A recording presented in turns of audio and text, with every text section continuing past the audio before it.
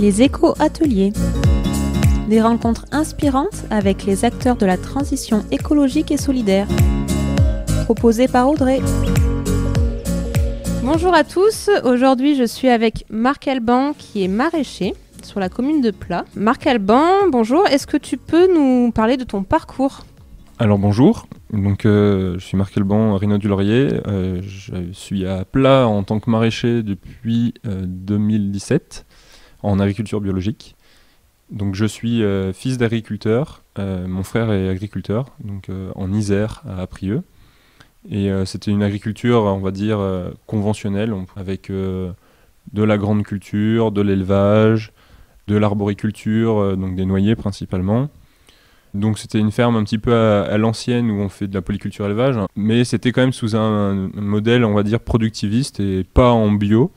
Et donc moi j'avais envie d'une agriculture plus durable, plus éco-responsable. Donc je me suis intéressé à l'agroécologie. Eh bien l'agroécologie, parlons-en. Comment tu pourrais définir ça ? Pour moi, l'agroécologie, c'est la branche agricole de la permaculture. Donc l'idée, c'est de concevoir un système agricole qui va être durable et résilient. Donc en gros, pour ça, on s'inspire, comme la permaculture le fait, du vivant. On considère que la nature, de par ses millions et des millions d'années d'évolution, elle est efficace et adaptée. Donc on essaye de copier les modèles qu'il y a dans la nature et de les appliquer à l'agriculture. Les principaux modèles qu'on peut copier dans la nature, c'est le non-travail du sol, parce que quand on observe la nature, il n'y a rien ni personne qui travaille véritablement le sol, à part bien entendu les vers de terre. Mais il n'y a pas de retournement du sol, il n'y a pas de labour, etc. Il n'y a pas non plus d'apport d'engrais, ni d'utilisation de produits de synthèse, des pesticides, des insecticides, etc. Donc en fait, on va essayer d'aller vers ça. Tu as évoqué la permaculture, c'est un terme qu'on entend beaucoup ces dernières années. Alors plutôt la permaculture dans le sens du jardin. Est-ce que tu peux parler de la permaculture au sens large ? Donc j'ai un petit peu déjà défini. La permaculture, c'est une méthode systémique. Donc on va s'inspirer du vivant, on va copier les modèles du vivant pour essayer de créer un système humain, c'est-à-dire ça peut être beaucoup de choses. Hein. Par exemple, ça peut être de l'agriculture. On peut aussi le voir dans le modèle de la santé, on peut aussi en parler dans le domaine de l'éducation, de l'économie, des finances. On réfléchit à la durabilité dans les outils, les technologies, l'enseignement, la culture, et aussi le soin apporté à la nature, à l'environnement. Donc l'idée de la permaculture, c'est ça, hein, c'est de concevoir des systèmes humains qui sont efficaces, durables, écologiques et résilients. Alors comme je connais un peu mon sujet, il y a 3 piliers à la permaculture, si tu peux les énoncer. Donc les piliers dont tu parles, c'est ce qu'on appelle l'éthique. Donc c'est prendre soin de la terre, prendre soin de l'humain et partager équitablement. On voit aussi des fois redistribuer les surplus. Donc prendre soin de l'humain, ça commence par prendre soin de soi, jusqu'à prendre soin des gens qui sont autour de nous, les gens avec qui on travaille, idéalement sa commune, comme toi tu peux le faire, son département et dans un idéal son pays, sa région mondiale et pourquoi pas le monde.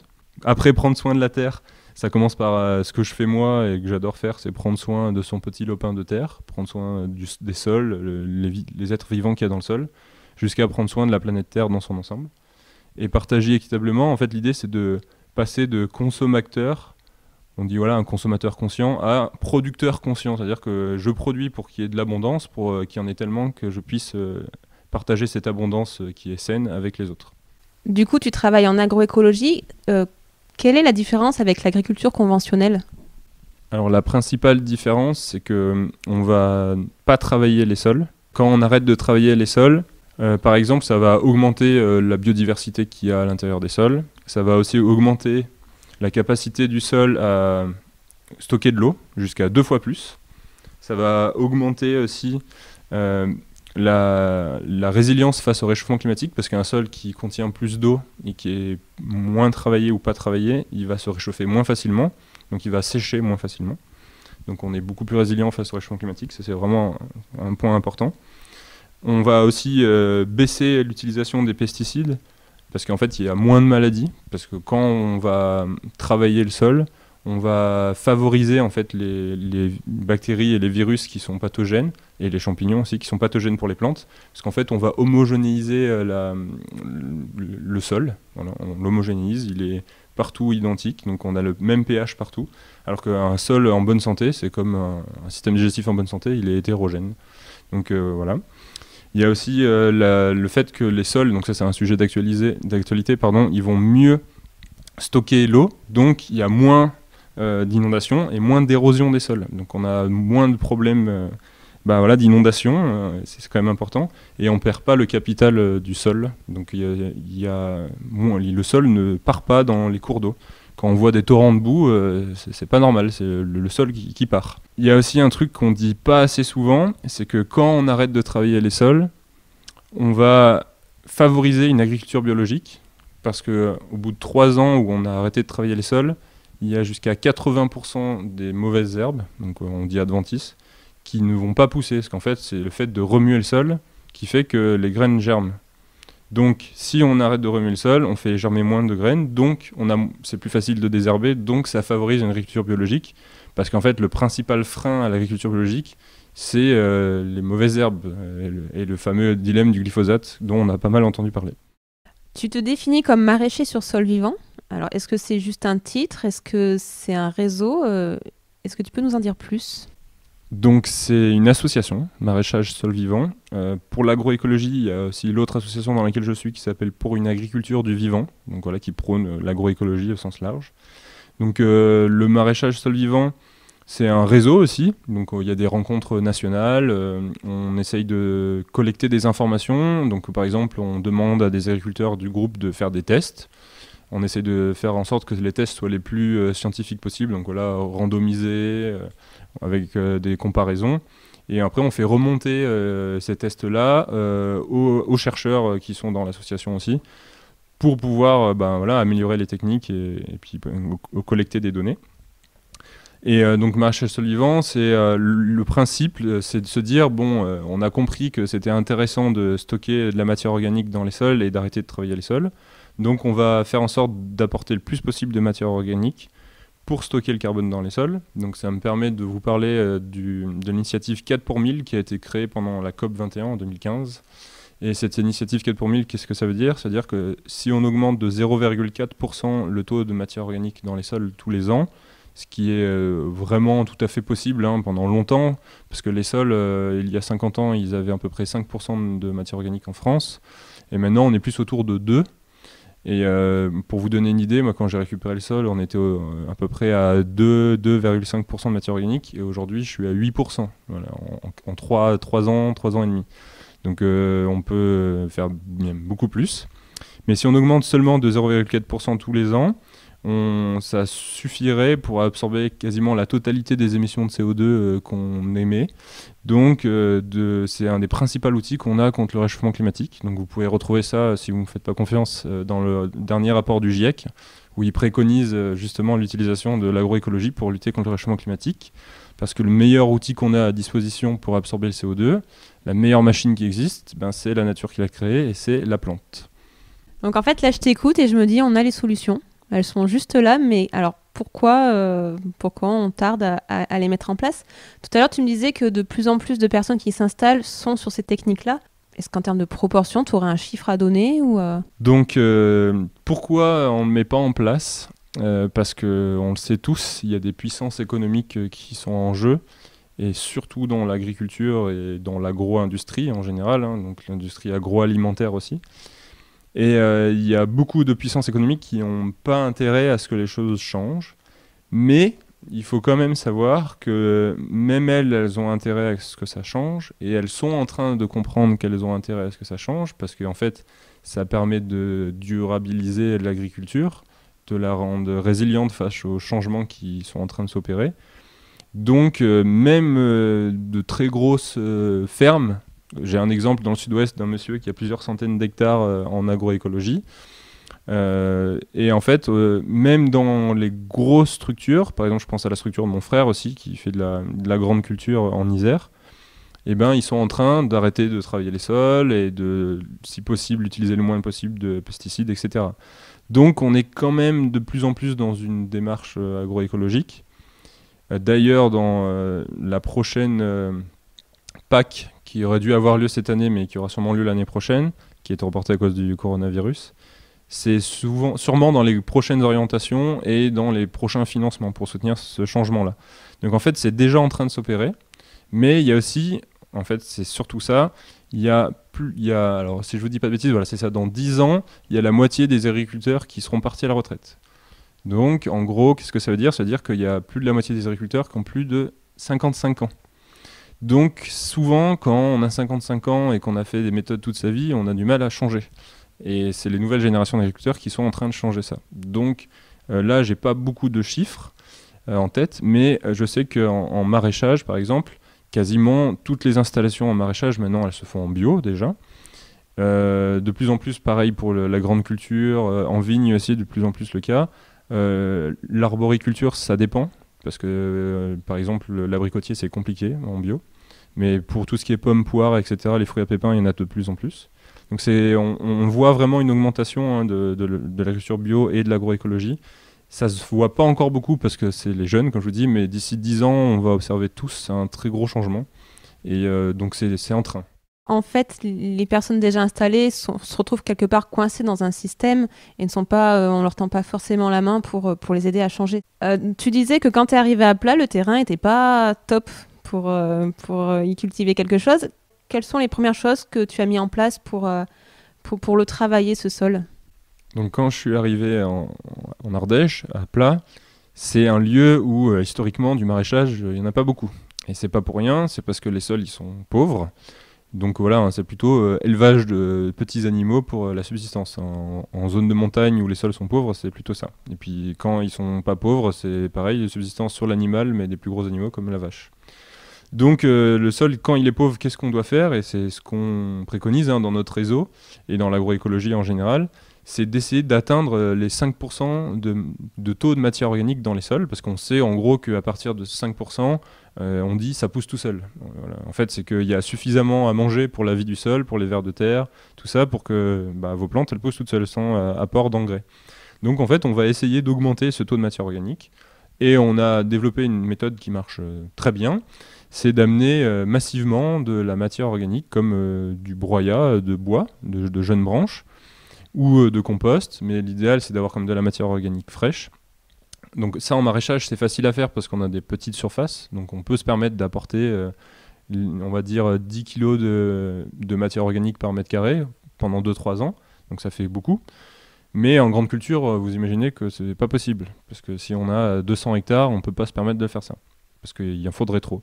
Donc là, on développe des techniques de couvert végétal et d'engrais vert. Donc en fait, on fait pousser des plantes les plus grosses possibles, on essaye de faire en sorte qu'elles soient les plus belles possibles, pour pouvoir par la suite les laisser sur place et les donner à manger au sol, pour qu'ils s'enrichissent et du coup, par ce fait, améliorer le taux de matière organique du sol.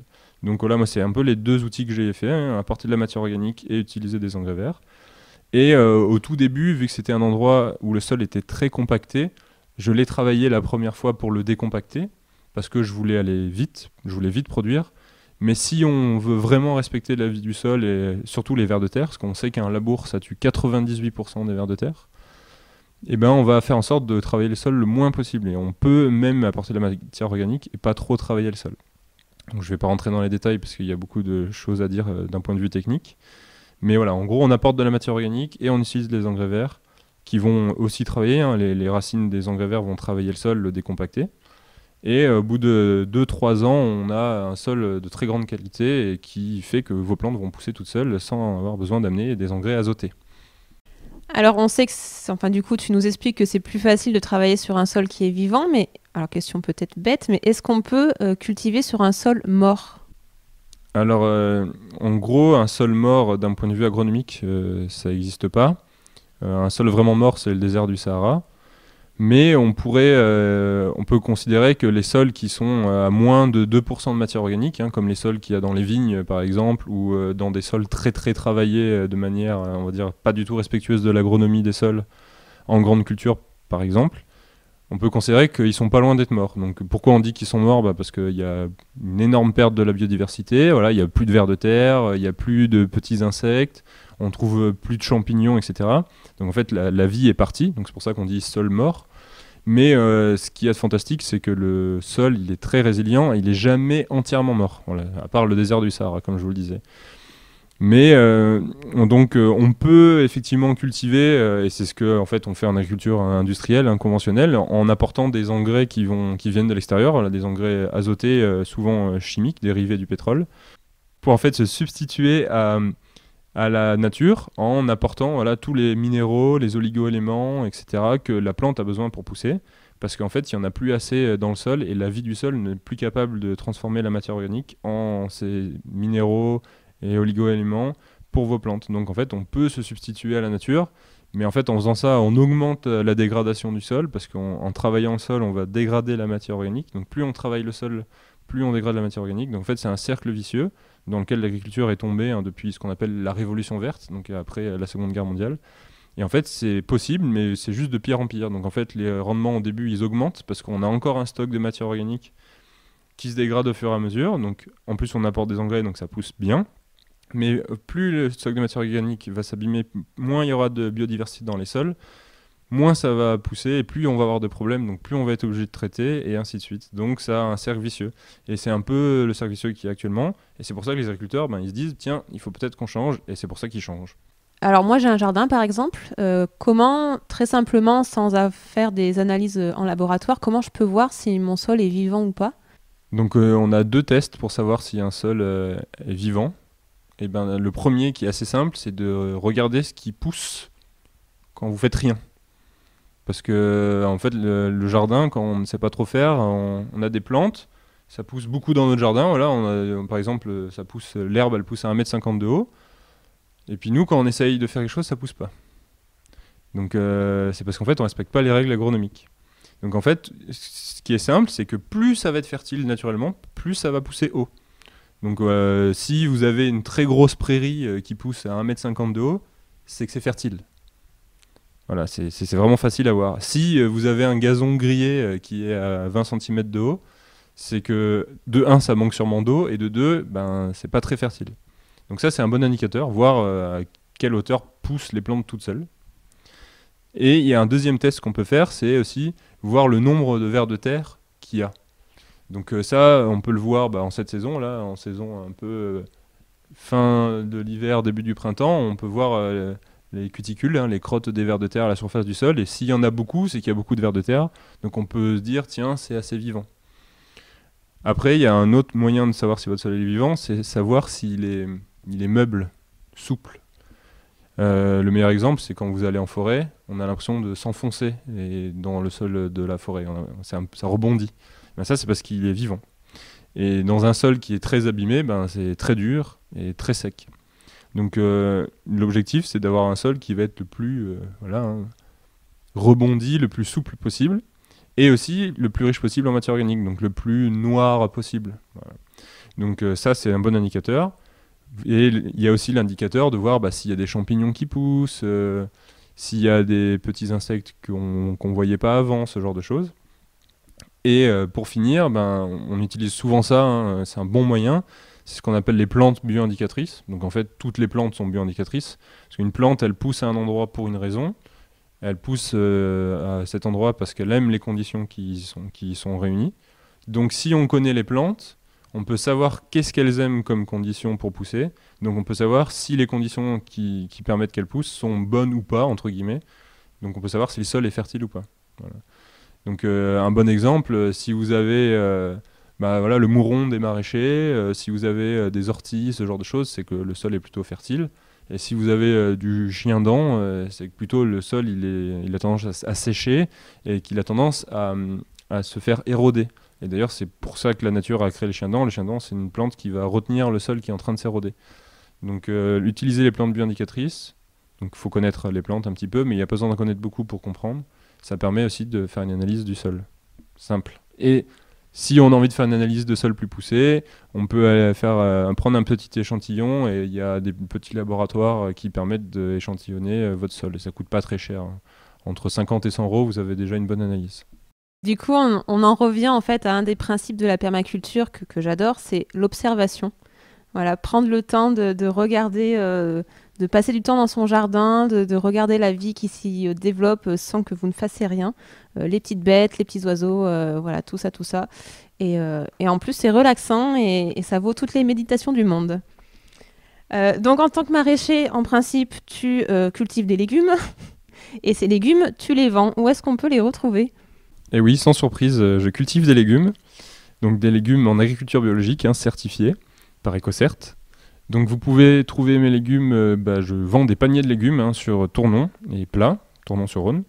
Donc pour ça, il faut me contacter. Donc vous pouvez trouver mon entreprise sur les réseaux, Facebook et Instagram. Donc ça s'appelle Les Jardins de Simondon.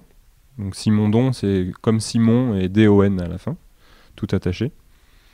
Donc voilà, et vous passez par là pour m'envoyer un message je vous dirai après comment ça fonctionne pour les paniers de légumes, sachant que c'est sans engagement, voilà, c'est à la semaine. Donc en gros, je dis les légumes disponibles et vous pouvez les commander. Sinon, vous pouvez trouver les légumes en saison à la Halle Tournonnaise Bio, donc une épicerie indépendante qui est dans la Grande Rue à Tournon. Et voilà, et des fois aussi à Biocop à Tournon, mais c'est un peu plus rare. J'ai ouï dire que tu proposais un stage de permaculture. Est-ce que tu peux nous en dire quelques mots ? Donc c'est un stage de 2 jours, c'est à prix libre. C'est une initiation à la permaculture, donc c'est pour tout public. Et l'idée, c'est qu'en 2 jours, avec mon collègue Aurélien, on essaye de vous transmettre les bases de la permaculture.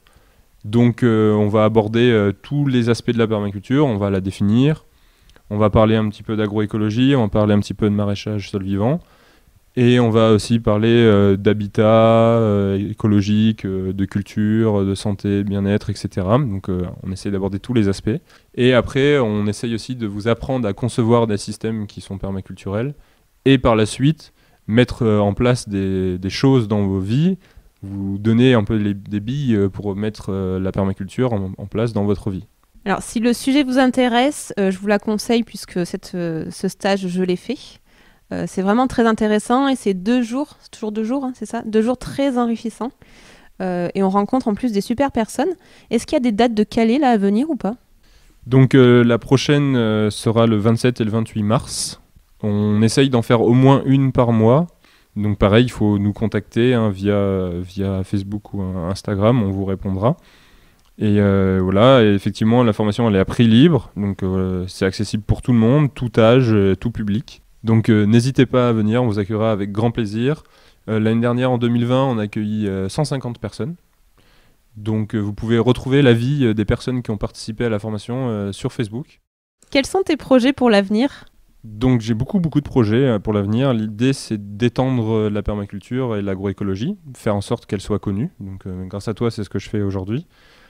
J'ai aussi le projet d'agrandir ma ferme, pour avoir un impact plus grand et produire plus de nourriture de qualité.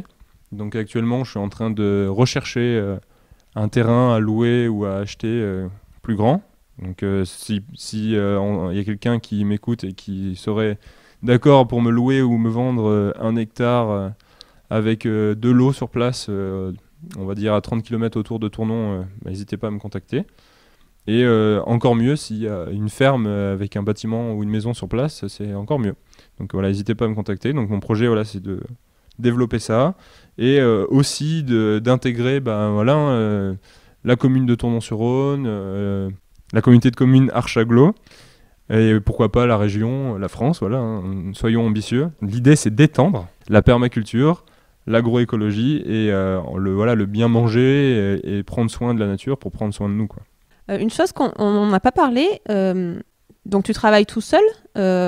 Quelle superficie de terrain tu as et combien de légumes tu produis sur une saison par exemple ? Donc c'est une surface qui est toute petite. L'idée d'avoir choisi une surface petite, c'est pour apprendre et expérimenter, essayer de faire le mieux possible sur une surface petite pour après faire bien sur une grande. Donc moi j'ai 1000 m². Et sur ces 1000 m², j'ai fait à peu près 5 tonnes de légumes. Donc en gros, ça fait équivalent de 50 tonnes hectares. Les rendements en bio, c'est à peu près 30-35 tonnes hectares. Donc je suis bien au-delà des rendements bio. Je suis en fait au rendement conventionnel industriel de l'agro-industrie parce que j'utilise des méthodes un petit peu particulières, hein, maraîchage bio-intensif et l'agroécologie. Et j'ai des sols qui sont très riches, très vivants, donc ça pousse beaucoup. Donc j'ai des rendements qui sont vraiment, vraiment encourageants et c'est sûr que j'arriverai à les extrapoler sur une surface plus grande. Donc c'est pour ça que j'ai envie de m'agrandir. Et je suis très content de ces rendements-là. Et en gros, il m'a fallu 2-3 ans pour arriver à avoir ces rendements-là. Pour vous donner une idée, la première année, j'ai produit 800 kg de légumes sur la même surface. L'année d'après, environ 2 tonnes. La troisième année, à peu près 4 tonnes. Et la quatrième année, 5 tonnes. Et là, je sais que je suis sur le plafond, je n'irai pas plus haut. Ah oui, c'est quand même impressionnant, je trouve. En plus, connaissant les terres du plateau ardéchois qui sont vraiment ingrates à travailler, on peut le dire. Donc, si jamais tu trouves un terrain plutôt en plaine, alors là, tu vas tout cartonner, quoi. J'espère. Après, on n'est jamais à l'abri des surprises. Mais je pense que oui, je devrais au moins arriver à faire autant sur une surface plus grande. C'est-à-dire qu'en fait, quand on est sur une petite surface, c'est facile de produire beaucoup au mètre carré, parce qu'on apporte un grand soin à chaque mètre carré. Mon objectif, c'est de faire les mêmes rendements, mais sur une surface plus grande. Toujours en bio, toujours en agroécologie, toujours en améliorant les sols et en prenant soin de la biodiversité et en augmentant la biodiversité. Nous sommes au mois de mars, c'est le printemps, une période que j'adore. Qu'est-ce qu'on peut faire au jardin? Est-ce que tu as quelques pistes à donner pour nos amis jardiniers et jardinières qui nous écoutent? Donc si vous avez toujours pas eu la bonne idée d'apporter de la matière organique sur ou dans votre sol, eh ben, c'est le dernier moment pour le faire. Donc vu qu'on est un petit peu avancé dans l'année, il faudrait apporter de la matière organique plutôt décomposée. Donc soit un fumier composté ou soit du broyat composté ou du compost.